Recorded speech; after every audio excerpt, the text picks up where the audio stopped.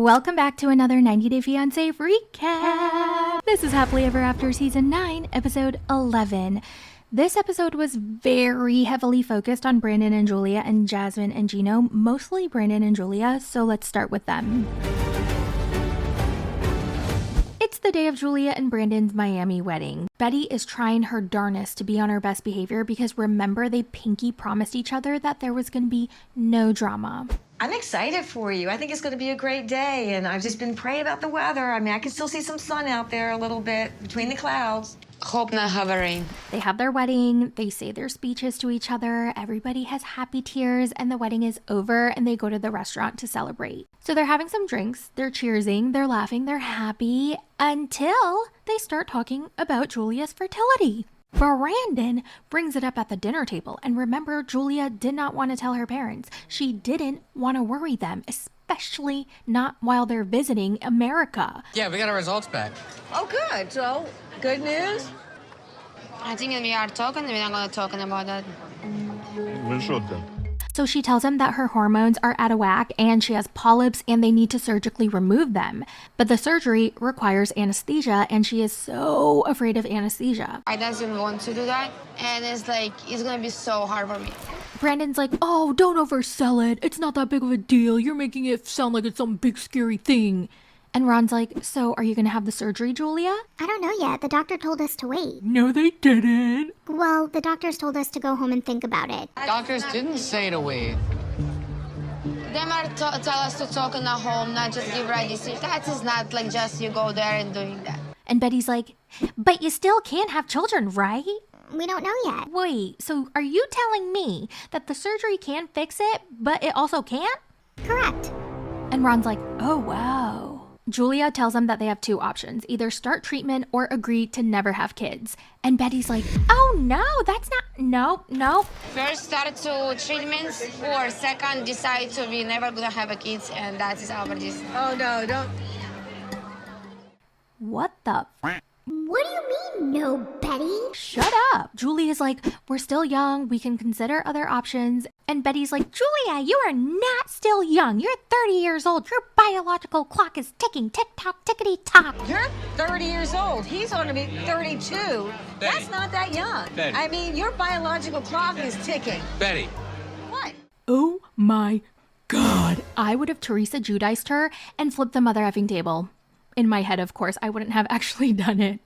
How is it that Ronald McDonald is trying to shut Betty up? I don't know if it was genuine or if he was doing it for optics. Like, I don't know. I was kind of shocked that I was agreeing with Ronald McDonald. He said the right thing. He was like, I just want to go on the record, everyone, and say, Julia, you do what's best for you. And Julia looks so relieved. She's like, yes, exactly. Thank you.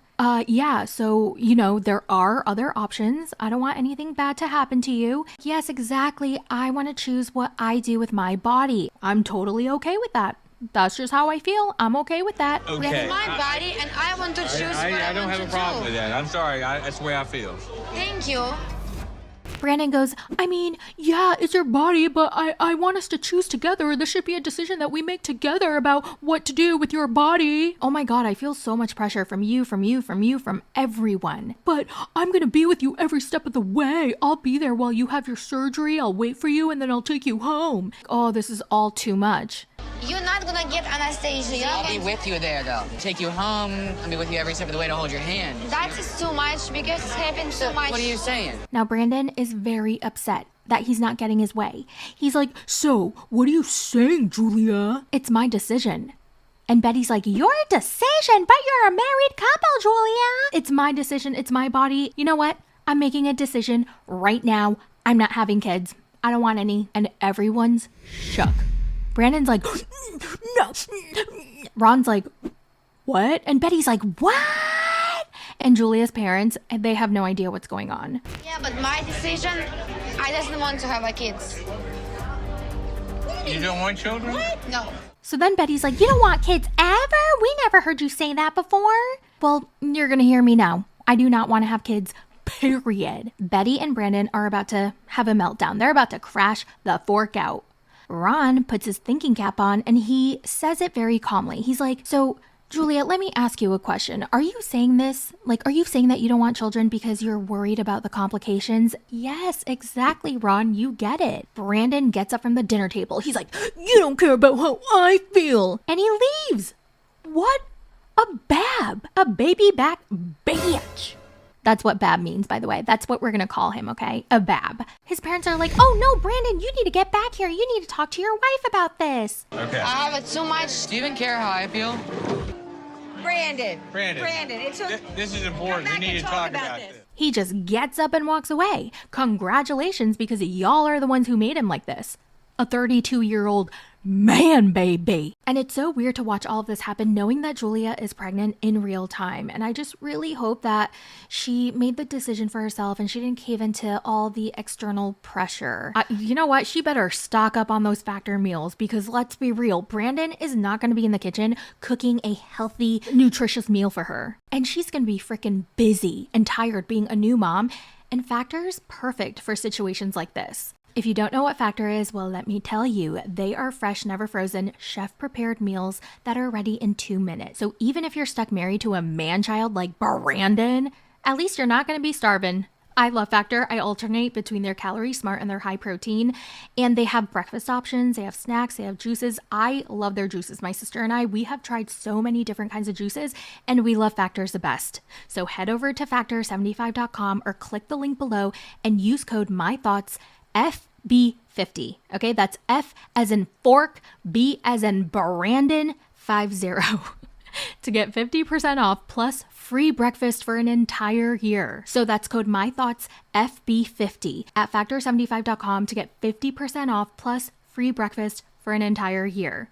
And thank you, Factor, for sponsoring this video. And I hope Julia and Brandon are watching this, listening. Use my code and order Factor so that you don't have to worry about breastfeeding and cooking and cleaning and taking care of Brandon and taking care of the new baby. Now, remember, Julia's parents have no idea what's going on. Everybody's yelling at each other. Everyone's fighting. Brandon got up and stormed off again. Remember, this is the second time since they've been in America that he has stormed off. So Julia translates everything to her parents, and then she brings Brandon back to the table. And Ron tells Betty, sorry, don't be mad at me, but I believe Julia should do what she wants with her body, especially when her life's in jeopardy. Oh my God, her life's not in jeopardy, Ron. She hasn't even had the surgery yet. Jeopardy. You got to pay attention. Her body's not in jeopardy. She hasn't even had the surgery yet. Oh my God, Betty. She's worried about the actual surgery. Duh. So Brandon walks back to the table, and did anyone catch this? He sits down, huffing and puffing still. He's still so mad. Julia's mom was trying to make him feel better, and she was trying to talk to him, but he cut her off, gave her the hand. Brandon, Yes, I'm fine. I'm fine. Thank you. Interrupted her and said, I'm fine, thank you. Oh, hell no. You are not going to talk to my parents like that. That is so embarrassing. So embarrassing. He's such a bab. A big forkin' babby babbity bab bab bab. I thought we were gonna start a family, Julia. Now, first of all, Julia is annoyed that they're even talking about this at the dinner table on their wedding night with both of their parents, because she didn't want to even talk about this at all. You know, not anytime soon with her parents and his parents. You start all of this, and I tell you, I doesn't want to talking about this right now in our wedding day. She looks at Brandon and she's like, Brandon, I want to focus on our relationship, on us. We've lost our spark. We've lost our connection. We're not like we used to be. We've been so disconnected. Do you remember the old days? Let's travel. Let's go somewhere. Let's go on a vacation. And then we can start talking about kids. We need to work on our relationship before we start having kids. Well, we can bring a baby on vacation. You just lose all our romantic, all our love to each other. You just don't feel that bad. People take vacations. They take them with kids. Oh my God. Is he listening? Is he actually... Julia tells him that the marriage won't survive if they have kids without fixing their relationship first. And that's her final answer. She's like, no kids. I don't want any. In this moment, I'm saying my final answer, no children for me. And Betty's like ever? Maybe. I'm holding my tongue. Now, we all know off camera, Betty's gonna talk so much shit. Julia translates to her parents and she says the part where she's not going to have any kids, and her mom starts to cry, and Betty's like, yep, I feel the same exact way as her. Julia, I can't believe you're saying this. You've been talking about starting a family for so long. Betty, shut up. Wait a minute. Julia, I know this is hard, but this is what you guys have been talking about for so long. Betty, shut up. I was not expecting for Ron to be the MVP this episode. Go, Ron. It's your birthday. Let's party like it's your birthday. He looks at Betty and he's like, it's their life. It's their decision. Yeah, we can want grandchildren, but we can't force them to do anything. Thank you. God, everyone is pushing me and pushing me and pushing me. And then we see Julia's mom say in her interview that she would love grandchildren, but she would never push her into something that she didn't want to do. And Brandon's like, well, that's not the future I envision for me and my family. So if that's your final answer, then I don't know where our relationship is going to be. And that's exactly what Julia was afraid of. But this is so frustrating because Julia is not being super clear either, because I think, well, she did admit when Ron asked her, like, are you not wanting children because you're afraid of the complications? And she said yes. And I feel like I don't understand why she can't. Well, maybe you know what?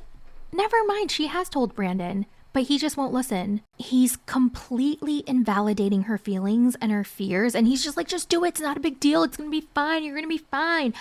Like, shut up. All she has been asking for over and over and over again is some time. And then for Betty to come in and to be like, you don't have time. You're 30 years old. Your biological clock is ticking. Tick tock, tick tock. Like, bitch, shut up. Ooh, that really pissed me off. You know, women are having kids in their 40s. Okay? When I used to work at the hospital and I did a lot of the fertility accounts, like the maternity stuff, so many women in their late 30s, like 38, 39, 40, 41, 42 were having their maternity appointments. She just turned 30. Give her some space. Like, give her at least a year. My God, I felt so bad for her. Let's move on to Jasmine and Gino. So Gino is on his way to Matt's house, and apparently Jasmine reached out to him by email since Gino has her blocked on everything, and the only way to communicate with him is through his Gmail account. Oh my God, how funny. Like, that is so sad. I haven't spoken to Jasmine in over a month, but she sent me a 911 urgent email. She said it was so urgent that I needed to meet her at Matt's house. I don't really want to go to that short and ugly man's house, but Jasmine said that he wasn't going to be there, so I guess I gotta go. Apparently Gino's been lonely, being all alone after Natalie dumped him. He has no one else to talk to but his sugar babies online, and he's hoping that he's gonna get an apology from Jasmine for cheating on him. Bruh, she did not cheat on you. Okay, just because she had a friendship with Matt before proposing the open marriage does not mean that she was cheating. I know people think that there could be emotional cheating, and that could be true, but I don't think so. I don't think she ever liked him, honestly. I don't even think she likes him still. I don't know if you guys know the drama going on between her. Well, it's not really drama, but she posted a picture of Matt and the baby. She's like, Matt, I may not love you, but at least I gave you a daughter who loves you or something. Like, I was like, damn. She has never said she's sorry, and she's never admitted to doing anything wrong. That upsets me. So then we see Jasmine in Matt's house. She's folding her laundry, and remember last week Matt asked her to move to Florida with him and she didn't want to, but then something very unexpected happened and she starts to cry. She's like, I don't know if Gino's gonna accept me. He's gonna be so hurt. Like, he's gonna think I planned all of this on purpose and I didn't. My God was telling me that I shouldn't move with Matt. I mean, listen, it was clearly unplanned, but what the fork did you expect when you were not on birth control and Matt wasn't wrapping it up? And I know it could happen. Like, I know there's a chance of it happening, so maybe that were the case. Who knows? But, yeah, I don't know. Maybe we can get some clarification at the tell-all. Huh, Sean Robinson? Okay, let's make a change.org petition to replace Sean Robinson with me. I don't know what to do. This is such an absolute shit show. It is so funny. You cannot make this up. The whole entire marriage, the relationship, and the open marriage to being pregnant, or like, it's just so funny. So Gino finally gets to Matt's place. Knock, knock. Jasmine awkwardly opens a door, and Gino awkwardly walks into the house. He sits down on the sofa. This is so weird, being in an ugly man's house. Like, Matt is so ugly. He's so short. Like, did he not get his vitamins or did he not, like, eat enough? Why is he so short and ugly? Oh my god, this house is so messy. My house is way bigger, way nicer, way cleaner than this ugly dump. It's really weird to be at Matt's house knowing that Jasmine has been living in this house for the last several months. And then he notices all the boxes on the floor and he's like, I guess Jasmine is finally gonna move out to her own place. in what world can she move out when you, her husband, kicked her out of the damn house? She has no income. She cannot work. Ya ding dong. And he says if she were to actually move out to her own place, that would prove to him that she really wants to make things work. Like, no. Jasmine thanks him for coming. Well, you said it was urgent. What's so urgent? How are you, Gino? How have you been? Not good. You scared my girlfriend away. She broke up with me after you scared the living shit out of her while you were with your ugly boyfriend. Okay, fine. I called her a hooker from Vegas. I take full responsibility. And then Gino blames Jasmine for Natalie breaking up with him. And Jasmine tells him she probably broke up with you because you're a liar. You didn't tell Natalie the truth about our situation. Then they start bickering back and forth. You're a liar, Jasmine. No, you're a liar, Gino. I was miserable with you. I agree, Gino. I was miserable with you too. That was not a good life for me. I lived a miserable life with you. I was miserable with you too. Now it's time to tell Gino the news. She's like, well, I need to tell you something. What? I'm moving out. Okay. I'm moving to Florida. Okay. And Matt's coming with me. Okay, so you're moving to Florida with Matt. And there's something else I need to tell you that I don't want to tell you, but I also don't want you to hear from anyone else, so I'm going to tell you the thing that I don't want to tell you. Okay. She's crying at this point because she knows how fucked up this is. Like, it's so messed up. And she goes, I just want you to know, I didn't do this on purpose. I didn't do this to hurt you. Okay. Matt and I are having a baby. So I want you to know that I am pregnant. Ew! What the fuck? Gino's silent. I don't think it's hit him yet. She's like, I'm pregnant. And she's like, and Matt and I are gonna have the baby. Oh my god. I think it took him like a couple minutes for it to sink in because he's like, Good for you. and then he starts to get emotional. I swear he was about to cry, but then he held it in. He's like, yeah, I'm not surprised. Yeah, I'm not surprised at all. Okay. Well, this is officially the end of us. Yeah, well, I already knew that. Matt and I are family now. Honestly, Jasmine, I don't really care. I didn't come here to listen to all your details of your personal life, so, is there anything else you want to tell me? No. Okay, have a good life. I will.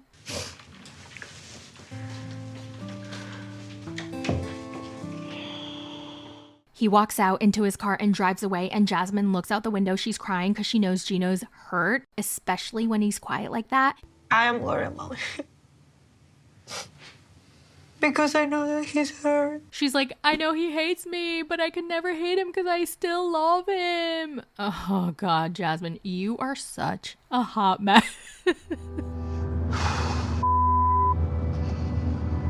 This was the biggest F you to Gino, like, because she knew how much he wanted to have kids. And I don't feel bad for Gino at all. Like, she told him time and time again what she needed out of their marriage, and he just did not care. He didn't do anything to try to fix it. All he cared about was trying to control her. And if she didn't stay in line, he didn't like it. So listen, she tried, okay? She gave it her all. He didn't. And he's convinced that she never loved him, that she used him, she scammed him, and that everything was a lie. Now, I totally disagree. She's such a liar. She's such a liar.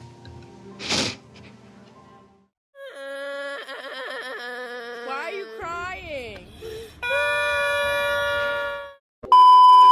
It's the morning after our big fight, and although we laid next to each other, we didn't really talk. Let's quickly talk about Kara and Guillermo. Not much happened. It was the morning after their fight, and they're basically both stuck in this cabin that they don't want to be in, and they're ready to go home separately, but they're stuck together, driving home together.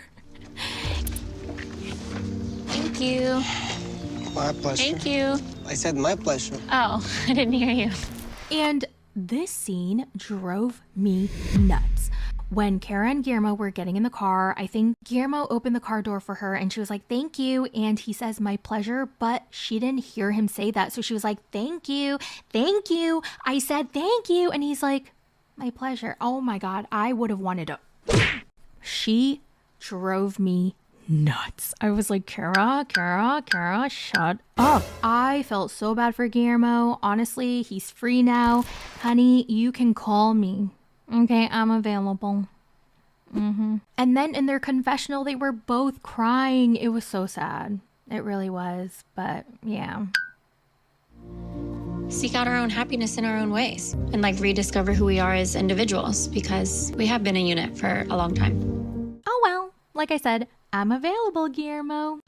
Well, that's it for this recap. Thank you guys so much for watching. Let me know all your thoughts in the comments. Check out Factor. The link is below. And I will talk to you guys in the next one. Bye. Now remember, I don't normally cover Lauren, Alexi, Jovi, Yara, and Libby and Andre, but I wanted to say, because Lauren is fighting with Libby and they've been best friends for 4 or 5 years, right? I just don't understand why Lauren is so upset at Libby for telling her husband. Okay, I get it, okay? So basically what happened was Lauren confided in Libby about Alex body shaming her. She felt like Alex was body shaming her and pressuring her to look a certain way after she gave birth to their children. And she confided in Libby, this is what I'm dealing with. I feel so bad about myself. And then Libby told Andre, because don't couples tell each other everything? I feel like that's normal. If I'm telling my girlfriend, right, a secret, I am expecting her to tell her partner or her husband or her boyfriend, because it's just they're a duo. If I had a deep secret that I didn't want my friend to tell anyone, I just wouldn't tell her, honestly. So I don't understand why Lauren was so mad at Libby. I think it was Andre's fault. Or was it Andre or Libby? One of them told other people, and that's where they went wrong. But I don't think it was fair for Lauren to be so mad at Libby for telling her husband. I don't know. I get it, but I don't at the same time. You know what I mean? I don't know. But anyway, I think Lauren is whack as fuck. Okay, because she is defending her husband. Her husband definitely body shamed her. He is weird. He's weird because she was trying to backtrack and say oh, I took it the wrong way. I know you were just looking out for me and you wanted me to get healthy and blah, blah, blah. But they also talked about how when Lauren said that she wanted a mommy makeover, Alex said that she had to prove to him how much she wanted it by actually fixing her diet and trying to work out and blah, blah, blah. And I'm in my seat going, what the fuck? She doesn't need to prove anything to you. If she wants her mommy makeover, support her and let her have it, you know? But yeah, she's totally trying to fucking backtrack and be like, oh no, Alex is perfect. I misinterpreted it because I was having postpartum depression. Girl, no. But I will say I'm very surprised by how pro Libby and Andre I am, because Libby is a down ass bitch for Andre. Okay, Kara is not, because she was like, I was a down ass bitch for you. No, you weren't. No, Libby is a down ass bitch for her husband, Andre. I think they truly support each other. I love how she will have his back, but it's not in the same way that Lauren has her husband's back. I don't know what the difference is. I don't know why they're different. I don't know why I fuck with Libby in her marriage with Andre, but not Lauren in her marriage with Alex. I don't know. I just don't like Lauren and Alex. But I'm okay with Libby and Andre. I think they're cute together. I think their marriage works. I think they're great. Now, Jovi and Yara, they're in Miami right now because Yara wants to be in Miami. Jovi wants to move back to Louisiana because his family is all there, and Miss Gwen is trying to convince Yara to move to Louisiana because the houses there are so much cheaper, and they could literally live in a mansion with their budget. And Yara's like, well, nothing's outside the mansion. Yara loves the culture and the diversity that Miami offers. She can go outside and she can go to multiple different Ukrainian restaurants and shops and stores. She went to a Ukrainian church, but Jovi's like, I mean, listen, I'm not gonna lie, I get where Jovi's coming from because I want to be near my parents and I want to be near my family, but also he has a partner who also doesn't have her family near her.